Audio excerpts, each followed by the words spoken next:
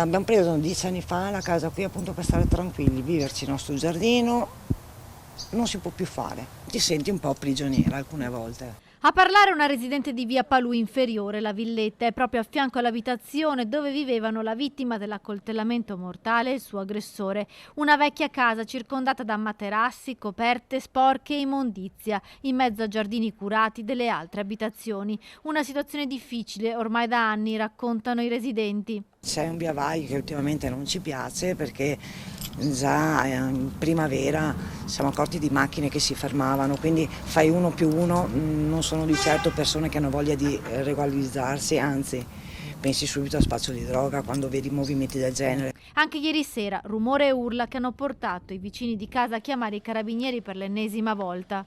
Ho sentito, sì, per me c'era la musica anche, ma dopo non dico niente insomma perché mi dispiace che sia capitato questo. Non è giusto che vadano per le corti, anche perché noi qui siamo un gruppo di persone anziane. Quante persone vivono lì dentro non è chiaro, vanno e vengono, ci raccontano. Il sindaco di Pernumia, dopo aver scoperto questa situazione, ha avviato delle verifiche e chiede ai cittadini di raccontare e far emergere casi come questi. Noi abbiamo bisogno di avere le informazioni da parte dei nostri cittadini.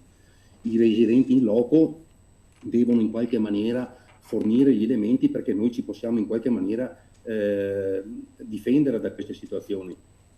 Quello che è capitato è stato gravissimo e non deve più succedere. Abbiamo appurato che il fabbricato era un fabbricato di civile abitazione dato in locazione ad un soggetto che è residente in comune a Pernumia dal 2016.